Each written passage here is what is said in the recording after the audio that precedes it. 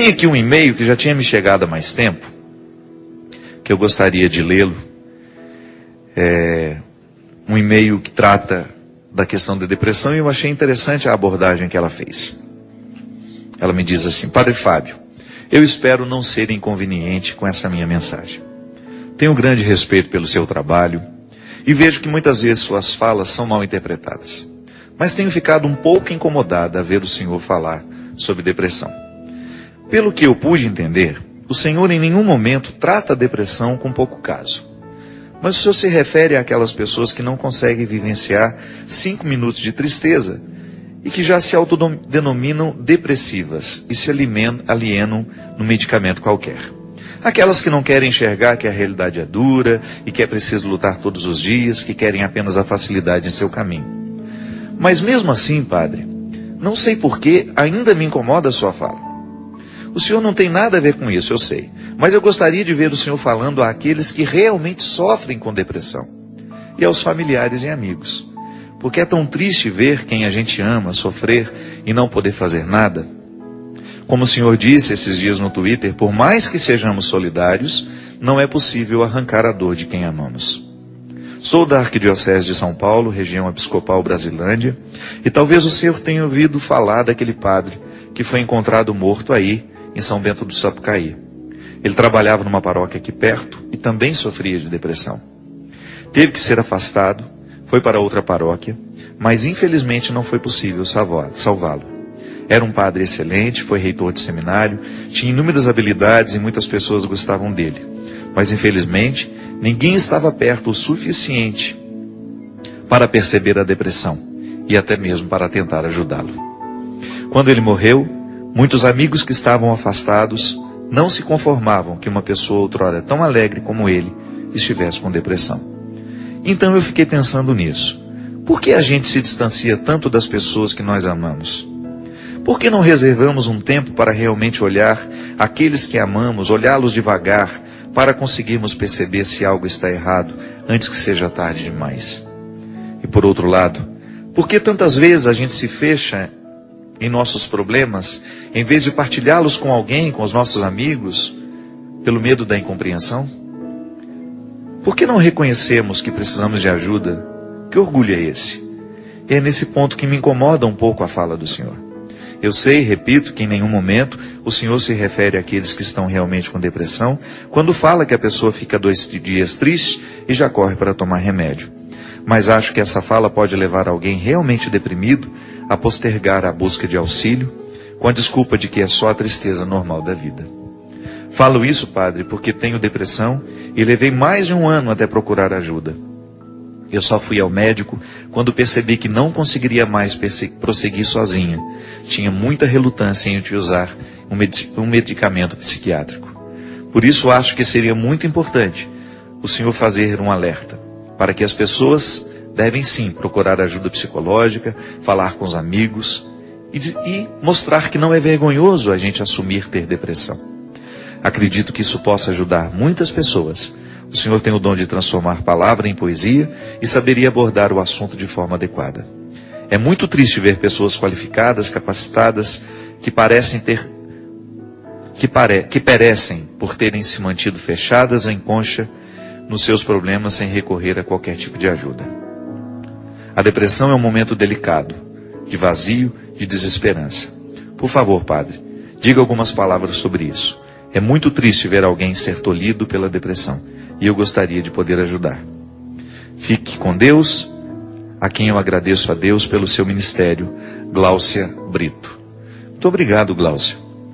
A gente sempre fala da depressão aqui, e você tem razão, às vezes a gente pode esquecer de prolongar um pouco, né? de desdobrar, como eu gosto de dizer, a reflexão. Uma coisa é fato. A gente não pode considerar a tristeza, toda a tristeza, como depressão. Não, a tristeza é um fato normativo. Isso é norma. Nós nos entristecemos. Nos entristecemos porque temos motivos para isso. Ou até arrumamos motivo, né? Às vezes um motivo pequenininho, a gente estende aquilo e vai alimentando. A tristeza faz parte, a gente se decepciona, é natural que isso aconteça. Nós somos humanos. Nós não somos máquinas. E a depressão é uma tristeza que não passa. É uma tristeza sem motivo, muitas vezes. Quando nós identificamos que nós estamos estendendo demais um tempo de sofrimento, já é um sinal de alerta. Então, se você percebe que tem um familiar em casa, que depois da perda de um familiar, perda de um emprego, depois de uma traição, são situações graves, né? Que acontecem e que retiram o nosso prumo. Por exemplo, outro dia eu acompanhei uma situação de uma moça que perdeu o namorado. E se você visse aquela moça na primeira semana, você falava, vai morrer. Do tanto que ela estava desolada. Ela não conseguia sair do quarto. Ela não conseguia abrir a janela do quarto. Então foi uma semana inteira, quase 10 dias, praticamente 10 dias, trancada dentro do quarto chorando. Então ali a gente já tinha motivo para pensar, ela está deprimida. E eu logo disse, não, isso não é uma depressão. Ela está chorando o que precisa ser chorado. Se depois de um tempo, se depois de um mês, 2, a gente sentir que ela não está reagindo, então sim é a hora de procurar um psicoterapeuta. Na hora do choro, a gente precisa procurar os amigos. Nós que somos amigos temos que chegar perto, e tentar quebrar aquela barreira, pedir o direito de conversar com ela, ainda que sejam 5 minutos, para a gente poder acompanhar de perto aquele sofrimento. Se depois a gente viu, e às vezes o nosso contexto de amizade já é o suficiente para nos fazer responder à vida, superando aquele momento difícil. Aliás, gente, eu fico pensando nisso. Amigo de verdade, como diz a música, né, do Milton Nascimento, amigo é o melhor lugar. Eu não tenho dúvida disso. Como é importante nessa vida de muitos conhecidos, porque nós temos muitos conhecidos, as redes sociais lhe colocam com acesso rápido às pessoas, você fala, você escreve um e-mail, o outro te responde imediatamente, mas a gente precisa saber diferenciar. O amigo a que eu estou me referindo é aquele a quem você divide a sua intimidade, frequenta a sua casa, que conhece os seus outros amigos. Porque o conhecido, ele conhece uma fachada, ele tem uma visão de uma fachada, que nem sempre é a verdade. O conhecido, ele não tem acesso à sua verdade pessoal. Por mais que você queira mostrar a ele. Essa coisa de que a vida virtual proporciona intimidade, tudo bem. Pode até haver uma exceção, mas eu não acredito nisso. Eu acredito na proximidade que pode até desencadear uma futura amizade, quando ali você decide que você vai estabelecer laços mais estreitos com aquela pessoa, ou que você vai visitá-la, ou é que ela vem lhe visitar, como os grupos de peregrinação, né? Durante os anos que eu fiz peregrinação, muitos amigos saíram dessas viagens, porque eles continuavam os contatos deles através das redes sociais. Marcavam encontros, de repente um começou a visitar o outro, e ali muitas amizades verdadeiras nasceram. Então a gente precisa diferenciar. Quem são os amigos que nós podemos procurar no momento da nossa dor, no momento da nossa dificuldade? E o verdadeiro amigo é aquele que vem tentar quebrar esse casulo de uma dor temporária.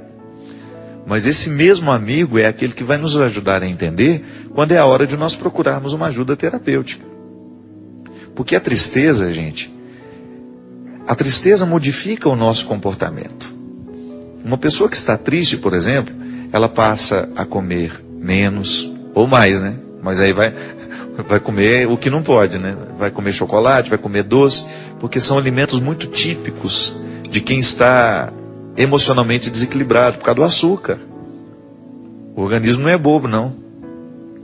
Só que esse açúcar em exagero, ele provoca um efeito rebote, que é o efeito fica pior que aquela causa inicial.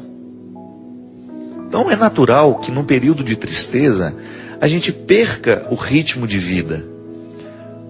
A gente fica trancado dentro do quarto, é natural que aquele ambiente vai nos desfavorecer uma saúde física, química.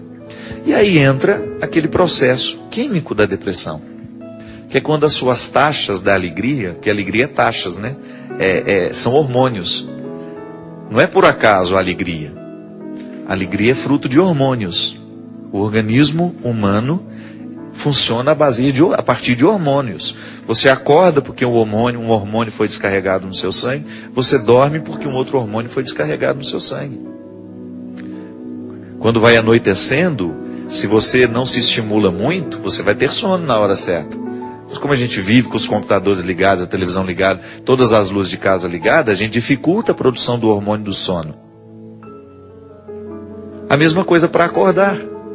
Vai chegar uma hora que o seu organismo vai dar o estímulo para você acordar. O cortisol que nós produzimos de manhã, né, que combate muitas coisas. Ele pode parecer ruim, mas ele também tem o efeito positivo dele. A alegria é produzida assim. Ela é química. É o funcionamento do organismo que vai nos proporcionar o bem-estar. E é por isso que a atividade física é tão importante para a saúde da alma. Não pode separar. O que você faz no corpo repercute no espírito. Porque quando nós nos exercitamos, nós produzimos endorfina, que é uma substância responsável pelo bem-estar. Então a pessoa mergulhou num estado de tristeza, ela parou de comer direito, ela parou de se exercitar, ela ficou só deitada na cama, e é natural que ali exista uma desordem também interna, que com o tempo pode se agravando e pode evoluir para tornar-se um estado patológico que precisa de medicamento para reequilibrar temporariamente até aquela pessoa ter condições de reagir sem o medicamento. Mas tudo é acompanhado. Não é eu que vou me decidir, não sou eu que vou me decidir na farmácia, eu quero um remédio para depressão. Não pode ser assim. Ou eu quero um remédio para eu dormir que eu estou dormindo mal. Não é assim. A gente precisa ser responsável com a saúde. Precisamos procurar um bom profissional que vai nos avaliar, que vai fazer os nossos exames, que vai nos pedir uma investigação mais minuciosa dessa tristeza, para saber se ela é química ou se ela é motivacional. Porque se for química, precisamos do medicamento. Se for motivacional, precisamos mudar a estrutura da nossa vida. Eu volto a dizer, encontro o tempo todo pessoas realmente deprimidas, e é triste. A depressão é uma doença muito triste. Por isso que nós vamos ser muito solidários quando nós temos um deprimido dentro de casa, e precisamos ser muito atentos quando nós identificamos esse processo em nós. Para correr logo, para buscar a ajuda logo, para que isso não se agrave. Você sabe que muitos suicídios, eles acontecem no momento em que a pessoa está zerada de endorfina. Isso é, quimicamente ela está impossibilitada de ter bem-estar. Então o suicídio é muitas vezes uma consequência química também. A pessoa está zerada quimicamente falando, para poder enfrentar as dificuldades da vida. Minha gente, voltamos ao mesmo ponto. Nós não temos como evitar as tristezas, mas nós precisamos aprender a lidar com elas. Todo mundo tem motivo para se entristecer. Todo mundo tem motivo para se aborrecer. Ontem eu brinquei no meu Twitter, eu estou com saudade daquele médico que a gente fazia aquela consulta, que depois de minuciosa análise dos nossos exames, ele chamava a nossa família e falava assim: olha, a partir de hoje não pode ter contrariedades. A minha mãe gostava demais desse tipo de médico. E ela chegava com cara de ameaça para nós. Reunia toda a família, falava: o doutor falou que eu não posso ter contrariedade. Quem dera, né? Se isso fosse possível, né? Olha, gente, não me contraria, senão eu infarto. Tá certo. Até uma pessoa escreveu ontem eu não me lembro quem foi, uma pessoa falou: padre, me perdoa se eu estiver errado, mas às vezes quando eu tenho... foi a Adriana Maranhão, lá de Maceió. Ela escreveu assim: padre, eu sou médica, né? A Adriana é médica. Ela falou assim: quando eu vejo que os meus velhinhos, de quem ela cuida, estão muito estressados porque a família está dando muito trabalho, eu chamo a família e falo: olha, seu avô a partir de hoje, ou sua mãe não pode ter contrariedade. E tem que fazer isso mesmo. Você está perdoadíssimo, porque eu faço isso também. Sabe por quê? Às vezes as pessoas são muito insensíveis. Querem descarregar sobre crianças e velhos situações que não precisam mais ser derramadas sobre elas. As crianças, porque ainda não estão preparadas, elas não têm condições de absorver aquela carga de problema, então vamos amenizar. Não é iludi-las, não. Morreu, morreu. Tem que contar a verdade. Mas não tem situações que a gente sabe que serão traumáticas para elas, a gente não pode dizer do mesmo jeito que diz a um adulto. Então, o conteúdo é o mesmo, mas a forma, como nós dizemos, pode ser diferenciada. A mesma coisa os idosos, gente. Às vezes os idosos não terão condições nenhuma de alterar a situação da realidade, e a gente vai lá e descarrega as nossas angústias todas sobre eles. Mas então, sem contrariedade, a gente não vive. Nós vamos ser contrariados o tempo todo. Mas tudo vai depender de como nós administramos essas situações que nos contrariam. Sofrimento é inevitável? É. Agora, que sangue nós vamos colocar nas veias desse sofrimento, né? Quanto tempo ele vai durar? Porque aí está a grande questão. Nós não podemos impedir que as tristezas e as dificuldades da vida nos atinjam. Mas o tempo que os efeitos disso vai durar dentro de nós, aí cabe a cada um de nós administrar. E sempre tendo clareza de que se a gente não assumir uma atitude diante do sofrimento, ele vai nos sufocar. Por isso que é tão importante a gente saber trabalhar com essa clareza.